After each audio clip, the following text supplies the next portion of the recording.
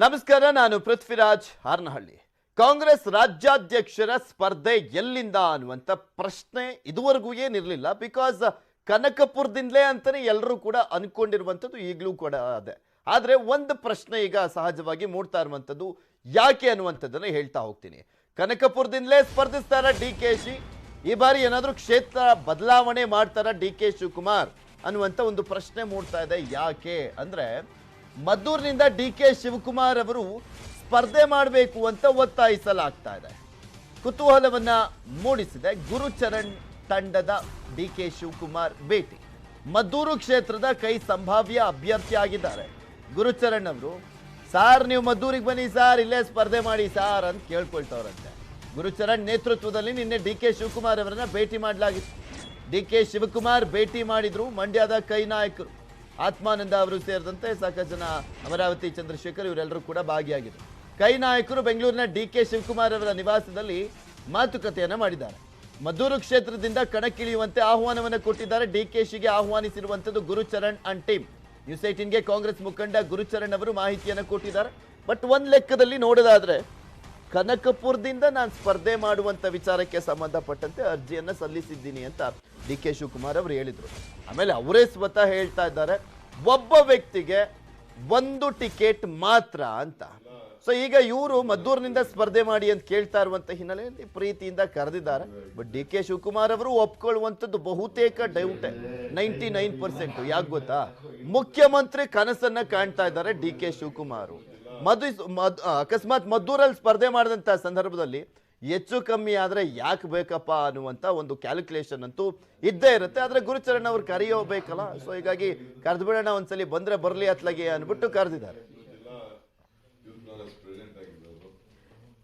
ಇದೆಲ್ಲದ್ರ ಬಗ್ಗೆ ಮತ್ತಷ್ಟು ಮಾಹಿತಿಯನ್ನ ನೀಡ್ತಾರೆ ನಮ್ಮ ಪ್ರತಿನಿಧಿ ಸುನಿಲ್. ನೇರ ಸಂಪರ್ಕದಲ್ಲಿ ಜಾಯಿನ್ ಆಗ್ತಾ ಇದ್ದಾರೆ. ಸುನಿಲ್, ಸಹಜವಾಗಿ ಇದೊಂದು ಕುತೂಹಲಕ್ಕೆ ಎಡೆ ಮಾಡಿಕೊಟ್ಟಿರುವಂಥದ್ದು. Gurucharan and team DK Shivakumar ಅವರನ್ನ ಭೇಟಿ ಮಾಡಿದಂಥ ಸಂದರ್ಭದಲ್ಲಿ ಮದ್ದೂರಿನಲ್ಲಿ ಸ್ಪರ್ಧೆ ಮಾಡಿ ಅಂತ ಕೇಳ್ಕೊಂಡಿರುವಂಥದ್ದು.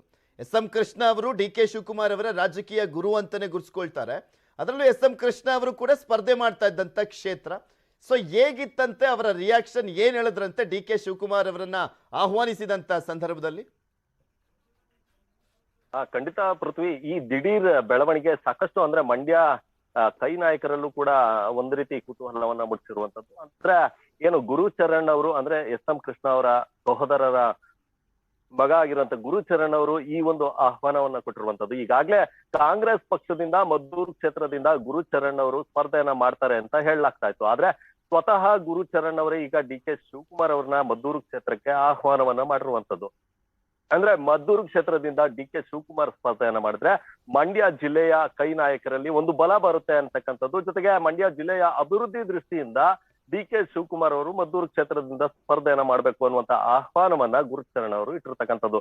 ಈಗ DK ಶಿವಕುಮಾರ್ ಅವರು ಯಾವ ನಿರ್ಧಾರವನ್ನ ತೆಗೆದುಕೊಳ್ತಾರೆ ಅಂತಕ್ಕಂಥದ್ದು ಕೂಡ ಕಾದ್ ನೋಡ್ಬೇಕಾಗತ್ತೆ. ಯಾಕಂದ್ರೆ DK ಶಿವಕುಮಾರ್ ಅವ್ರಿಗೆ ಮದ್ದೂರು ಕ್ಷೇತ್ರ ದಿಂದ ಸ್ಪರ್ಧೆ ಮಾಡ್ಲಿಕ್ಕೆ ಗುರುಚರಣ್ ಅವರು ಆಹ್ವಾನವನ್ನು ಕೊಟ್ಟಿರ್ತಕ್ಕಂಥದ್ದು. ಇನ್ನು ಗುರುಚರಣ್ ಅವರು ಹೇಳೋ ಪ್ರಕಾರ SM ಕೃಷ್ಣ ಅವರ ಕಾಲದಲ್ಲಿ ಸಾಕಷ್ಟು ಅಭಿವೃದ್ಧಿ ಆಗಿತ್ತು ಮಂಡ್ಯ ಭಾಗದಲ್ಲಿ. ಈ ನಿಟ್ಟಿನಲ್ಲಿ DK ಶಿವಕುಮಾರ್ ಅವರು ಕೂಡ ಮಂಡ್ಯ ಭಾಗಕ್ಕೆ ಬಂದ್ರೆ ಸಾಕಷ್ಟು ಅಭಿವೃದ್ಧಿ ಆಗುತ್ತೆ ಅನ್ನುವಂತ ನಿಟ್ಟಿನಲ್ಲಿ ಆಹ್ವಾನವನ್ನ ನೀಡಿದ್ದೀವಿ ಅಂತ ಒಂದು ಮಾತನ್ನ ಹೇಳ್ತಾ ಇರ್ತಕ್ಕಂಥದ್ದು. ಆದ್ರೆ DK ಶಿವಕುಮಾರ್ ಯಾವ ನಿರ್ಧಾರವನ್ನ ತೆಗೆದುಕೊಳ್ತಾರೆ ಅಂತಕ್ಕಂಥದ್ದು ಕೂಡ ಕಾದ್ ನೋಡ್ಬೇಕಾಗತ್ತೆ. ಯಾಕಂದ್ರೆ ಅವರು ಈಗಾಗ್ಲೇ ಮುಖ್ಯಮಂತ್ರಿಯ ಅಭ್ಯರ್ಥಿ ಅಂತಕ್ಕಂಥದ್ದು ಎಲ್ಲರಿಗೂ ತಿಳಿದಿರುವಂತ ವಿಚಾರ. ಹೀಗಾಗಿ ಅವರು ಏನು ಕನಕಪುರ ಕ್ಷೇತ್ರವನ್ನ ಬಿಟ್ಟು ಮದ್ದೂರು ಕ್ಷೇತ್ರಕ್ಕೆ ಬರ್ತಾರ ಅಂತಕ್ಕಂಥದ್ದೇ ಇಲ್ಲಿ ಯಕ್ಷ ಪ್ರಶ್ನೆ ಆಗಿರ್ತಕ್ಕಂಥದ್ದು. ಈ ನಿಟ್ಟಿನಲ್ಲಿ DK ಶಿವಕುಮಾರ್ ಅವರು ಯಾವ ರೀತಿ ರಿಯಾಕ್ಟ್ ಮಾಡ್ತಾರೆ ಅಂತಕ್ಕಂಥದ್ದು ರಿಸ್ಕ್ ತಗೊಳ್ಳಿಕ್ಕೆ ಹೋಗೋದಿಲ್ಲ ಅಂತ ಕಾಣಿಸುತ್ತೆ. DK ಶಿವಕುಮಾರ್ ಅವರು ಕನಕಪುರದಿಂದ ಸತತವಾಗಿ 7 ಬಾರಿ ಆಯ್ಕೆ ಆಗಿದ್ದಂಥವರು.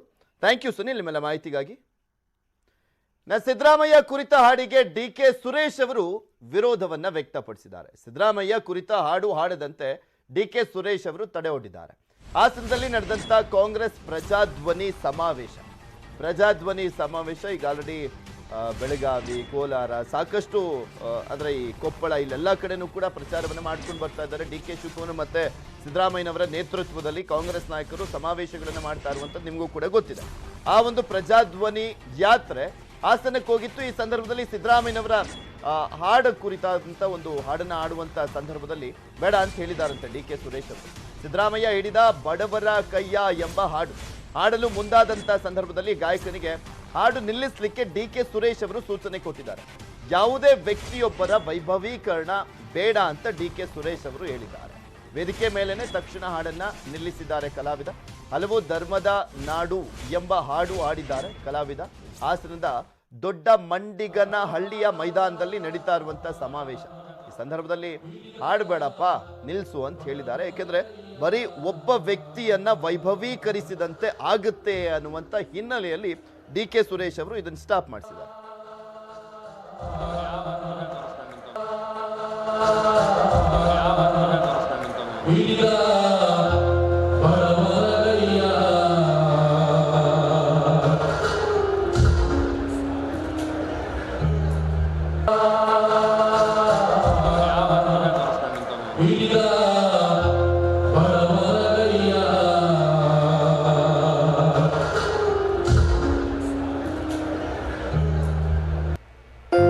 ಮತ್ತೊಂದು ಸಿದ್ದರಾಮಯ್ಯ ಅವರನ್ನ ಕುರಿತಾದಂತಹ ಗೀತೆ.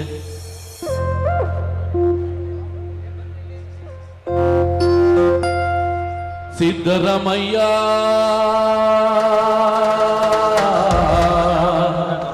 ಹಿಡಿದ ಬಡವರ ಕೈಯ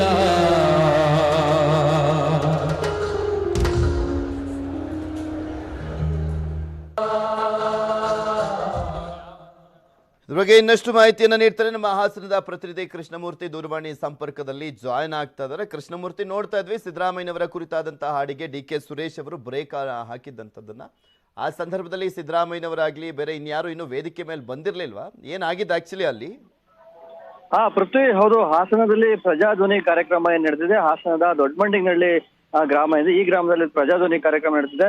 ಆ ವೇದಿಕೆಯಲ್ಲಿ ಇದ್ದಂತಹ ಡಿ.ಕೆ. ಸುರೇಶ್ ಅವರು ಸಿದ್ದರಾಮಯ್ಯನವರು ಬರೋದಕ್ಕೆ ಮುಂಚಿತವಾಗಿ ಹಾಡನ್ನ ಆ ಕಲಾವಿದರು ಆ ವೇದಿಕೆ ಮೇಲೆ ಹಾಡ್ಲಿಕ್ಕೆ ಹೋಗ್ತಾರೆ. ಸಿದ್ದರಾಮಯ್ಯನವರ ಹಾಡನ್ನ ಹಾಡ್ಲಿಕ್ಕೆ ಹೋದ ಸಂದರ್ಭದಲ್ಲಿ ಡಿ.ಕೆ. ಸುರೇಶ್ ಅವರು ಯಾವುದೇ ಒಂದು ವ್ಯಕ್ತಿಯ ಹಾಡನ್ನು ಈಗ ಹಾಡಬೇಡಿ ಎಂಬಂತಹ ನಿಟ್ಟಿನಲ್ಲಿ ಅವರನ್ನ ಕರೆದು ಅವರಿಗೆ ತಾಕೀತನ್ನ ಮಾಡಿದ್ರು. ಆ ಹಿನ್ನೆಲೆಯಲ್ಲಿ ಆ ಗಾಯಕ ಏನಿದ್ದಾನೆ ಆತ ಬೇರೆ ಒಂದು ಹಾಡೋದು ಕನ್ನಡದ ಗೀತೆಯನ್ನ ಹಾಡ್ಲಿಕ್ಕೆ ಶುರು ಮಾಡ್ತಾರೆ. ಆದ್ರೆ ಇಲ್ಲಿ ಎಲ್ಲೋ ಒಂದ್ ಕಡೆ ನೋಡೋದಾದ್ರೆ ಸಿದ್ದರಾಮಯ್ಯನ ಹಾಡನ್ನ ಹಾಡ್ಲಿಕ್ಕೆ ಹೋದಂತ ಸಂದರ್ಭದಲ್ಲಿ ಡಿ.ಕೆ. ಸುರೇಶ್ ಅವರು ಕರೆದು ಅವರನ್ನ ತಡೆದಿದ್ದನ್ನ ನೋಡೋದಾದ್ರೆ ಇಲ್ಲಿ ಕಾಂಗ್ರೆಸ್ ಒಳಗಡೆ ಯಾವುದೇ ರೀತಿಯಾದಂತ ಎಲ್ಲ ವಾತಾವರಣ ಸರಿ ಇಲ್ಲ ಎಂಬಂತಹ ವಾತಾವರಣ ಅಲ್ಲಿ ಕಂಡು ಬಂತು.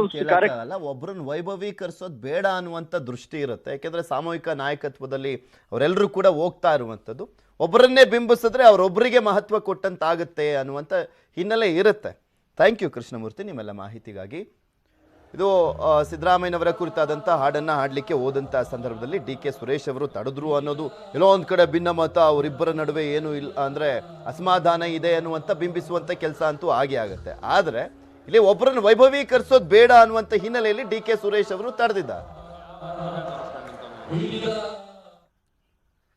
ಕೋಲಾರದಲ್ಲಿ ಸಿದ್ದರಾಮಯ್ಯ ಸ್ಪರ್ಧೆಗೆ ದಲಿತರ ವಿರೋಧ ಅಂತೆ. ಕುರುಬ ಸಂಘದವರು ಕೆಲವರು ವಿರೋಧವನ್ನ ವ್ಯಕ್ತಪಡಿಸಿದ್ರು. ಈಗ ದಲಿತರ ವಿರೋಧ ಅಂತೆ. ದಲಿತರ ವಿರೋಧ ಯಾವ ರೀತಿಯಾಗಿ ಅಂದ್ರೆ JDS-ನ ದಲಿತ ಮುಖಂಡರಿಂದ ಜಾಗೃತಿ ಅಭಿಯಾನ ಅಂತೆ. JDS ಪಕ್ಷದವರಲ್ವಾ, ವಿರೋಧ ಮಾಡ್ತಾರೆ. ಇನ್ನೇನು ಸಪೋರ್ಟ್ ಮಾಡ್ಲಿಕ್ಕೂ ಆಗುತ್ತೆ ಸಿದ್ದರಾಮಯ್ಯನವ್ರಿಗೆ. JDS-ನವ್ರು ಸಪೋರ್ಟ್ ಕೊಟ್ಟರೆ ಸಿದ್ದರಾಮಯ್ಯನವ್ರು ಇನ್ನೂ ಈಸಿಯಾಗಿ ಕೇಕ್ ವಾಕ್ ರೀತಿಯಲ್ಲಿ ಗೆದ್ದೋಗ್ಬಿಡ್ತಾರೆ. JDS-ನವರು ವಿರೋಧ ಮಾಡ್ತಾ ಇದ್ದಾರೆ ಅಷ್ಟೇ. ಇಲ್ಲಿ ಸಿದ್ದರಾಮಯ್ಯ ದಲಿತ ವಿರೋಧಿ ಅಂತ JDS-ನವ್ರು ಬಿಡುಗಡೆ ಮಾಡ್ತಾ ಇದ್ದಾರೆ ಪೋಸ್ಟರ್ ಅನ್ನ. JDS-ನ ದಲಿತ ಮುಖಂಡರಿಂದ ಸಿದ್ದು ವಿರುದ್ಧ ಗುಡುಗು. ಇವೆಲ್ಲ ರಾಜಕೀಯದ ಟ್ಯಾಕ್ಟಿಕ್ಸು, ಲೆಕ್ಕಾಚಾರಗಳು. ಹೇಗಾದರೂ ಮಾಡಿ ಏನಾದರೂ ಮಾಡಿ ಸಿದ್ದರಾಮಯ್ಯನವರು ಬಂದಿರುವಂಥ ಹಿನ್ನೆಲೆಯಲ್ಲಿ ಬೇರೆ ರೀತಿಯಾದಂಥ ಕಥೆಗಳನ್ನು ಕಟ್ಟಿ ಅವರನ್ನು ಸೋಲಿಸಬೇಕು ಅನ್ನುವಂಥ ರಾಜಕೀಯ ಲೆಕ್ಕಾಚಾರಗಳಿರ್ತಾವಲ್ಲ, ರಣತಂತ್ರಗಳಿರ್ತಾವಲ್ಲ, ಅದರದ್ದು ಒಂದು ಭಾಗ JDS. ಪರಮೇಶ್ವರ್ CM ಆಗಬಾರ್ದು ಅಂತ ಸಿದ್ದರಾಮಯ್ಯ ಕುತಂತ್ರ ನಡೆಸಿದ್ರು. ಅದನ್ನು ಪರಮೇಶ್ವರ್ ಅವರೇ ಇದುವರೆಗೂ ಹೇಳಿಲ್ಲ, ಆದರೆ ಬೇರೆ ಪಕ್ಷದವ್ರು ಎಲ್ಲರೂ ಕೂಡ ಹೇಳ್ತಾರೆ. ಖರ್ಗೆ, ಶ್ರೀನಿವಾಸ್ ಪ್ರಸಾದ್, ಧ್ರುವ ನಾರಾಯಣರನ್ನ ಸೈಡ್ ಲೈನ್ ಮಾಡಿದ್ರು ಅಂತ ಹೇಳ್ತಾ ಇದ್ದಾರೆ. KH ಮುನಿಯಪ್ಪ ಅವರನ್ನ ಕೂಡ ಬದಿಗೊತ್ತಿದ್ರು ಸಿದ್ದರಾಮಯ್ಯನವರು. ಈ ಬಾರಿ ಕೋಲಾರದಲ್ಲಿ ಸಿದ್ದರಾಮಯ್ಯ ಅವರನ್ನ ಸೋಲಿಸಿ ಅಂತ ಕರೆಯನ್ನ ನೀಡಲಾಗ್ತದೆ. ಅದು JDS-ನ ದಲಿತ ನಾಯಕರಿಂದ. ಇದು ಸಹಜ. ಇನ್ನು ಕಾಂಗ್ರೆಸ್ನ ದಲಿತ ನಾಯಕರು ಹೇಳ್ತಾರೆ, ನಮಗೆ ಸಿದ್ದರಾಮಯ್ಯನವರ ಎಲ್ಲ ರೀತಿಯಲ್ಲೂ ಕೂಡ ಸಪೋರ್ಟ್ ಅನ್ನ ಮಾಡಿರುವಂಥದ್ದು, ಅವ್ರು ಬಂದ್ರೇನೆ ದಲಿತರು ಉದ್ಧಾರ ಆಗೋದು ಅಂತ ಅವ್ರು ಬೇಕಿದ್ರೆ ಪ್ರಚಾರ ಮಾಡ್ಕೊಳ್ತಾರೆ.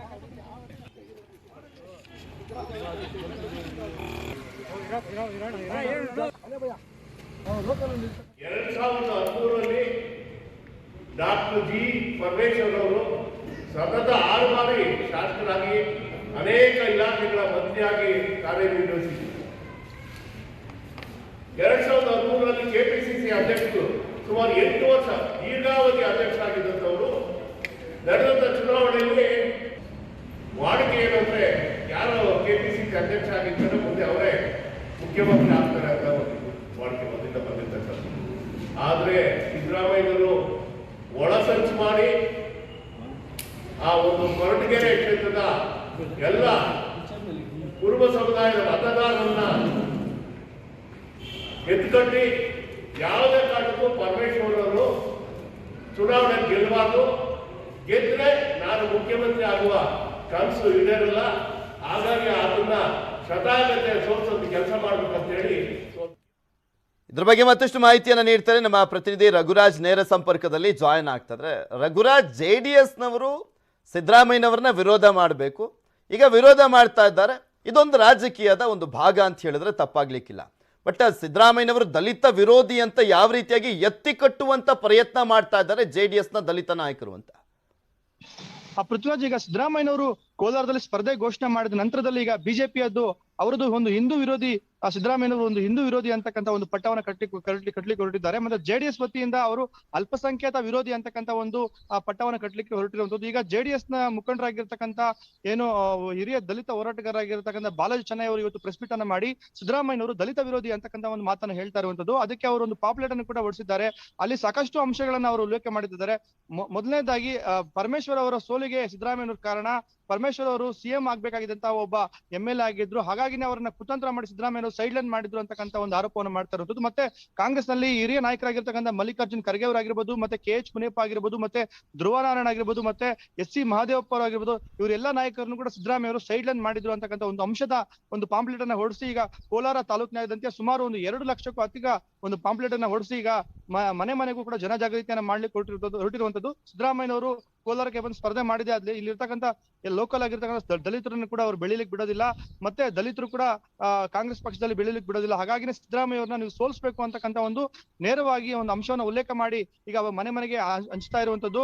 ಇವತ್ತು ಮೊದಲನೇ ದಿನ ಸಾಕಷ್ಟು ಪಾಂಪ್ಲೆಟ್ ಅನ್ನು ಕೂಡ ಹಂಚಿದ್ದಾರೆ. ಆದ್ರೆ ಇದೊಂದು ಚುನಾವಣಾ ರಣತಂತ್ರ ಅಂತ ಹೇಳ್ಬೋದು. ಯಾಕಂತಂದ್ರೆ ಇವತ್ತು ಪ್ರೆಸ್ ಮೀಟ್ ಮಾಡಿದಂತ ಸಂದರ್ಭದಲ್ಲಿ ಜೆಡಿಎಸ್ ಪಕ್ಷದಲ್ಲಿರ್ತಕ್ಕಂಥ ಕೆಲವು ನಾಯಕರು ಮತ್ತೆ ಬಿಜೆಪಿ ಪಕ್ಷದಲ್ಲಿರ್ತಕ್ಕಂಥ ಕೆಲವು ನಾಯಕರು ಕೂಡ ಪ್ರೆಸ್ ಮೀಟ್ ಅಲ್ಲಿ ಇದ್ರು. ಹಾಗಾಗಿನೇ ಈಗ ನಾಳೆ ಕೂಡ ಇದಕ್ಕೆ ಕೌಂಟರ್ ಆಗಿ ಕಾಂಗ್ರೆಸ್ ಸಮುದಾಯದಲ್ಲಿರ್ತಕ್ಕಂಥ ಏನು ಕಾಂಗ್ರೆಸ್ನ ಏನು ಹಿರಿಯ ದಲಿತ ಮುಖಂಡರು ಇದ್ದಾರೆ ಅವರು ಕೂಡ ಇದಕ್ಕೆ ಕೌಂಟರ್ ಒಂದು ಪ್ರೆಸ್ ಮೀಟ್ ಅನ್ನ ಮಾಡಿ ಸಿದ್ದರಾಮಯ್ಯನವರು ಕೂಡ ಸಿದ್ದರಾಮಯ್ಯ ಪರವಾಗಿ ಅವರು ಸಾಕಷ್ಟು ಒಂದು ಹೇಳಿಕೆಗಳು ಕೂಡ ನೀಡೋರಿದ್ದಾರೆ. ನಾವು ಕೂಡ ಸಾಕಷ್ಟು ಜನರನ್ನ ಸಂಪರ್ಕ ಮಾಡಿದ್ವಿ. ಸಿದ್ದರಾಮಯ್ಯನವರು ದಲಿತರ ಪರವಾಗಿದ್ದಾರೆ ಅಂತಕ್ಕಂಥ ಮಾತು ಕಾಂಗ್ರೆಸ್ನವರಾಗಿದ್ರೆ, JDSನವರದ್ದು ಅವರು ಅಲ್ಪಸಂಖ್ಯಾತ ವಿರೋಧಿ ಮತ್ತೆ ಏನು ಇವಾಗ ದಲಿತ ವಿರೋಧಿ ಅಂತಕ್ಕಂಥ ಒಂದು ಮಾತನ್ನ JDSನವರು ಹೇಳ್ತಾ ಇರುವಂತದ್ದು. ಪೃಥ್ವಿ, ಓಕೆ, ಥ್ಯಾಂಕ್ ಯು ರಘುರಾಜ್ ನಿಮ್ಮೆಲ್ಲ ಮಾಹಿತಿಗಾಗಿ. ಬೆಳಗಾವಿ ಗೋಕಾಕ್ನಲ್ಲಿ ರಂಗೇರಿದೆ ಚುನಾವಣಾ ಅಖಾಡ. ದುಡ್ಡು ಹಂಚಿಲ್ಲ ಅಂತ ರಮೇಶ್ ಜಾರಕಿಹೊಳಿ ಅವರು ಹೇಳಿದರು. ಮೊನ್ನೆ ಅಷ್ಟೇ ಬೆಳಗಾವಿ ಗ್ರಾಮಾಂತರ ಕ್ಷೇತ್ರದಲ್ಲಿ ಲಕ್ಷ್ಮೀ ಹೆಬ್ಬಾಳ್ಕರ್ ಅವರ ವಿರುದ್ಧ ಮಾತನಾಡುವಂಥ ಸಂದರ್ಭದಲ್ಲಿ ನಾನು ಇದುವರೆಗೂ ಚುನಾವಣೆ ಮಾಡಿದ್ದೀನಲ್ಲ, 1 ರೂಪಾಯಿ ದುಡ್ಡು ಹಂಚ್ದಲ್ಲೇ ಗೆದ್ದಿದ್ದೀನಿ ಅಂತ ಹೇಳಿದರು ರಮೇಶ್ ಜಾರಕಿಹೊಳಿ. ಅದಕ್ಕೆ ಅವರು ಹಣ ಹಂಚ್ತಾ ಇದ್ದಂಥ ಫೋಟೋ FIR ಪ್ರತಿಯನ್ನು ರಿಲೀಸ್ ಮಾಡಿ ತಿರುಗೇಟನ್ನು ಕೊಡಲಾಗಿದೆ. ರಾಜಕಾರಣದಲ್ಲಿ ದುಡ್ಡು ಹಂಚ್ದಲ್ಲೇ ಯಾರಾದರೂ ಚುನಾವಣೆ ಗೆಲ್ಲಿಕ್ಕೆ ಸಾಧ್ಯನಾ? ಬಟ್ ಹೇಳ್ಕೊಂಡಿದ್ರು ಪಾಪ, ತಮ್ಮ ಬೆನ್ನನ್ನು ತಾವೇ ತೊಡ್ಕೊಂಡಿದ್ರು ರಮೇಶ್ ಜಾರಕಿಹೊಳಿ. ಅಶೋಕ್ ಪೂಜಾರಿಯಿಂದ 2018ರ ಫೋಟೋವನ್ನು ರಿಲೀಸ್ ಮಾಡಲಾಗಿದೆ. ಜಾರಕಿಹೊಳಿ ದುಡ್ಡು ಹಂಚ್ತಾ ಇರುವಂಥ ಫೋಟೋವನ್ನು ರಿಲೀಸ್ ಮಾಡಿದ್ದಾರೆ ಅಶೋಕ್ ಪೂಜಾರಿ ಅವರು. ಅಶೋಕ್ ಪೂಜಾರಿ ಗೋಕಾಕ್ ಕಾಂಗ್ರೆಸ್ ಟಿಕೆಟ್ನ ಆಕಾಂಕ್ಷಿ ಆಗಿರುವಂಥವ್ರು. ಅವರು ರಿಲೀಸ್ ಮಾಡಿದ್ದಾರೆ ಫೋಟೋಗಳನ್ನು. ಈ ರೀತಿಯಾಗಿ ಯಾಮಾರಿಸ್ತಾ ಇದ್ದಾರೆ ನೋಡಿ, ದುಡ್ಡು ಹಂಚಿದ್ದಾರೆ ಅವರು, ದುಡ್ಡು ಹಂಚಿಲ್ಲ ಅಂತ ಸುಮ್ಮನೆ ಸುಳ್ಳು ಹೇಳ್ತಾವ್ರೆ ಅಂತ. 2018ರಲ್ಲಿ ರಮೇಶ್ ವಿರುದ್ಧ ಸ್ಪರ್ಧಿಸಿದ್ರು ಅಶೋಕ್ ಪೂಜಾರಿ ಅವರು. ಈ ವೇಳೆ ದರ್ಗಾ ಮಂದಿರದಲ್ಲಿ ರಮೇಶ್ ಹಣ ಹಂಚಿದ ಆರೋಪ ಈ ಬಗ್ಗೆ ಗೋಕಾಕ್ ಗ್ರಾಮೀಣ ಠಾಣೆಯಲ್ಲಿ ಕೇಸ್ ಆಗಿತ್ತು. ಇನ್ನು ಉಪಚುನಾವಣೆ ಅಂತ ಬಂದಂಥ ಸಂದರ್ಭದಲ್ಲಿ, ಉಪಚುನಾವಣೆ ಅಂದರೆ ಅದೊಂಥರ ದುಡ್ಡಿನ ಸಾಗರನೇ ಹರಿಯುತ್ತೆ. ಬೇಕಾಬಿಟ್ಟಿಯಾಗಿ ದುಡ್ಡನ್ನು ಹಂಚಿಬಿಡ್ತಾರೆ, ಅದು ಎಲ್ರಿಗೂ ಗೊತ್ತಿರುವಂಥ ವಿಚಾರ. ಬಟ್ ರಮೇಶ್ ಜಾರಕಿಹೊಳಿ ಅವರು ನಾನು ಹಂಚಿಲ್ಲ ಅಂತ ಹೇಳಿದ್ರು. ಅದಕ್ಕೆ ಈಗ ದಾಖಲೆಯನ್ನು ರಿಲೀಸ್ ಮಾಡಲಾಗಿದೆ. ರಮೇಶ್ ಜಾರಕಿಹೊಳಿನ ಯಾವುದೂ ಎಲೆಕ್ಷನ್ದಾಗ ದುಡ್ಡು ಹಂಚಿಲ್ಲ, ದುಡ್ಡು ಹಂಚಿ ಆರಿಸಿ ಬಂದಿಲ್ಲ ಅಂತ ಹೇಳಿದ್ರು. ಅದಕ್ಕೆ ಪ್ರತಿಯಾಗಿ ಅವ್ರು ಪ್ರತಿ ಚುನಾವಣೆಯೊಳಗೆ ದುಡ್ಡು ಹಂಚಿ ಆರಿಸಿ ಬಂದಾರ ಅಂತೇಳಿ ನಾನು ಭಾಳ ಅಧಿಕೃತವಾಗಿ ಹೇಳಿ. ಸಹಜವಾಗಿ ರಮೇಶ್ ಜಾರಕಿಹೊಳಿ ಹೇಳ್ಬೋದು, ಅದು ಏನೂ ಇಲ್ಲ, ಸಾಕ್ಷಾತ್ ಇಲ್ಲ, ಏನಿಲ್ಲ. ಅವ್ರು ಸುಮ್ಮನೆ ನಮ್ಮ ಮೇಲೆ ಒಂದು ಅಪವಾದನೆ ಮಾಡಿಸೋದು ನಂಗೆ ಹೇಳಾಕ್ತಾರೆ ಅಂತ ಹೇಳಬಾರ್ದು ಅಂತೇಳಿ ಒಂದು ಅಧಿಕೃತ ದಾಖಲಾತಿಯನ್ನು ನಿಮ್ಮನ್ನು ತೋರ್ಸಾಕ್ತೀನಿ ನಾನು 2018 ಭಾರತೀಯ ಜನತಾ ಪಕ್ಷದ ಅಭ್ಯರ್ಥಿಯಾಗಿ ಗೋಕಾಕ್ ಕ್ಷೇತ್ರದ ಸ್ಪರ್ಧಾ ಮಾಡೀನಿ. ಆ ಸಂದರ್ಭದೊಳಗೆ ರಮೇಶ್ ಜಾರಕಿಹೊಳಿ ಅವರು ಕೊನ್ನೂರದ ದುರ್ಗಾದೇವಿ ಗುಡಿ ಒಳಗೆ ಮಂದಿನ ಕೂಡಿಸಿ 2,000 ರೂಪಾಯಿ ನೋಟಿನ ಬಂಡಲ್ನ ಹೇಳಿಕೆಸಿಂದ ಹಂಚುವಂಥ ಫೋಟೋ ಸಹಿತ ಅಧಿಕೃತ ನಮ್ಮ ಕಡೆ ಸಿಕ್ಕಿತ್ತಾಗ ಆ ಫೋಟೋ ತೊಗೊಂಡ ನಾವು ಕೇಸ್ ಕೊಟ್ರಕ್ಕೆ ಹೋದ್ರೆ ತಹಸೀಲ್ದಾರ್ಗೆ ಪೊಲೀಸರಿಗೆ ಕೇಸ್ ಕೊಟ್ಟರೆ ಕೇಸು ರಿಜಿಸ್ಟರ್ ಮಾಡಲಿಲ್ಲ. ಕಡೆಗೆ ನಾವು ಅವತ್ತು ತಹಸೀಲ್ದಾರ್ ಕಾರ್ಯಾಲಯದ ಮುಂದೆ 5 ರಿಂದ 9 ಗಂಟೆ ಮಟ್ಟ 3,000 ಜನ ಧರಣಿ ಸತ್ಯಾಗ್ರಹ ಕೂತಾಗ ಅವ್ರ ಮೇಲೆ FIR ಸುಧಾ ಆಗೈತೆ ಅವತ್ತು. ಮತ್ತಷ್ಟು ಸುದ್ದಿಯನ್ನು ನಿಮ್ಮ ಮುಂದೆ ಇಡ್ತಾ ಹೋಗ್ತೀನಿ, ಆದರೆ ಅದಕ್ಕೂ ಮುಂಚೆ ಒಂದು ಸ್ಮಾಲ್ ವೆಲ್ಕಮ್ ಬ್ಯಾಕ್. ನ್ಯೂಸ್ 18 ಸಹಯೋಗದಲ್ಲಿ ಬೆಂಗಳೂರಿನಲ್ಲಿ ಅತಿ ದೊಡ್ಡ ಫರ್ನಿಚರ್ ಮತ್ತು ಹೋಮ್ ಡೆಕೋರ್ ಎಕ್ಸ್ಪೋ ನಡೀತಾ ಇದೆ. ಬೆಂಗಳೂರಿನ ಪ್ಯಾಲೇಸ್ ಗ್ರೌಂಡ್ನಲ್ಲಿ 4 ದಿನಗಳ ಕಾಲ ಈ ಫರ್ನಿಚರ್ ಎಕ್ಸ್ಪೋ ನಡೀತಾ ಇದೆ. ಜನವರಿ 23ರವರೆಗೂ furniture and home decor expo ನಡೆಯಲಿದೆ. ರಿಪಬ್ಲಿಕ್ ಡೇ ಧಮಾಕ ಸೇಲ್ ಇದಾಗಿದ್ದು ಗ್ರಾಹಕರಿಗೆ ಮೆಗಾ ಎಕ್ಸ್ಚೇಂಜ್ ಆಫರ್ ಸಹ ಇದೆ. ಸೋಫಾ ಡೈನಿಂಗ್ ಸೆಟ್ ಬೆಲೆ ಕೇವಲ 9,999 ರೂಪಾಯಿಯಿಂದ ಆರಂಭ ಆಗುತ್ತೆ. 70% ಕಡಿಮೆ ದರದಲ್ಲಿ ಫರ್ನಿಚರ್ ಮಾರಾಟ ಮಾಡಲಾಗ್ತದೆ. ಪ್ಯಾಲೇಸ್ ಗ್ರೌಂಡ್ನ ಗೇಟ್ ನಂಬರ್ 6 ಅಂದ್ರೆ ಗ್ರ್ಯಾಂಡ್ ಕ್ಯಾಸಲ್ನಲ್ಲಿ ಈ ಎಕ್ಸ್ಪೋ ನಡೀತಾ ಇದೆ.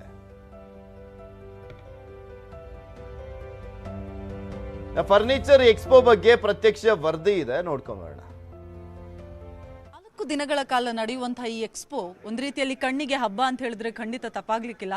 ನೀವೇ ನೋಡಬಹುದು, ಸುತ್ತಮುತ್ತ ಅದ್ಭುತವಾದಂತಹ ಫರ್ನಿಚರ್ಸ್ ಅನ್ನ ಗಮನಿಸ್ತಾ ಇದ್ವಿ. ನಾನೀಗ ಒಂದು ಲಕ್ಸುರಿಯಸ್ ಆಗಿರುವಂತಹ ಜೋಕಾಲಿ ಮೇಲೆ ಕೂತಿದ್ದೀನಿ. ಕಂಪ್ಲೀಟ್ ಸೆಟ್ ಅನ್ನ ನೀವು ಗಮನಿಸಬಹುದು. ಒಂದು ಮನೆ ಎಷ್ಟು ಬ್ಯೂಟಿಫುಲ್ ಆಗಿ ಕಾಣಬಹುದು, ಅದಕ್ಕೆ ಮತ್ತಷ್ಟು ಬ್ಯೂಟಿಯನ್ನ ಖಂಡಿತ ಇಂತಹ ಫರ್ನಿಚರ್ಸ್ ಕೊಟ್ಟೆ ಕೊಡುತ್ತೆ. ಅದರ ಜೊತೆಗೆ ಇಲ್ಲಿ ವೆರೈಟೀಸ್ ಆಫ್ ಸೋಫಾಸ್ ಇರಬಹುದು, ಮನೆಗೆ ಬೇಕಾಗಿರುವಂತಹ ಡೈನಿಂಗ್ ಟೇಬಲ್ಸ್ ಇರಬಹುದು, ಇನ್ನು ಚೇರ್ಸ್ ಇರಬಹುದು, ಅಥವಾ ಡೆಕೋರೇಟಿವ್ ಐಟಮ್ಸ್ ಎಲ್ಲವನ್ನು ಕೂಡ ನೀವು ಗಮನಿಸ್ತಾ ಇರಬಹುದು. ಕಲರ್ ಕಾಂಬಿನೇಷನ್ಸ್ ನಿಮ್ಮ ಮನೆಗೆ ತಕ್ಕನ ಹಾಗೆ ಸಿಗುತ್ತೆ.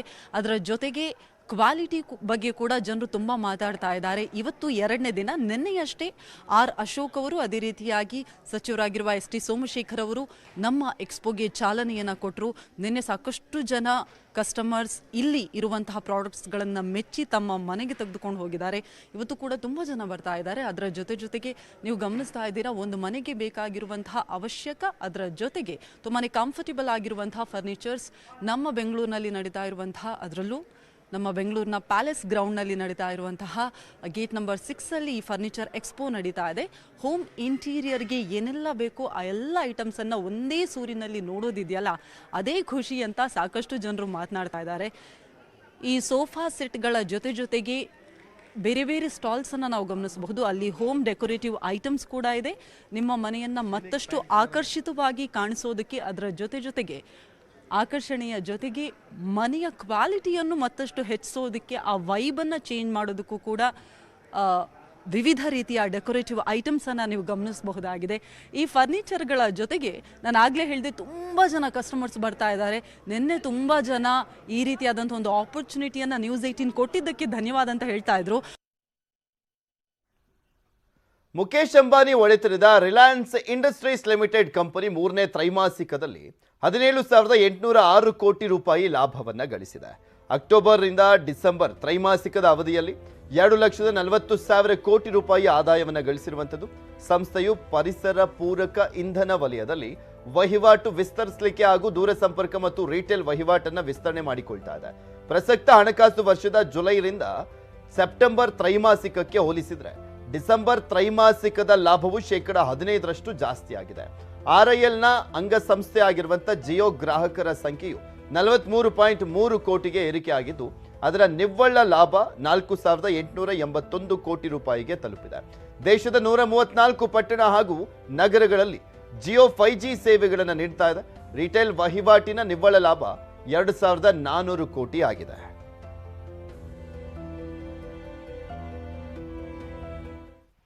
ಇವೆಷ್ಟು ಈ ಕ್ಷಣದವರೆಗಿನ ಸುದ್ದಿಗಳು. ನಾನು ಪೃಥ್ವಿರಾಜ್ ಹಾರನಹಳ್ಳಿ. ನೋಡ್ತಾ ಇರಿ ನ್ಯೂಸ್ 18, ಜಾಲ ನಮ್ಮದು, ಬಲ ನಿಮ್ಮದು.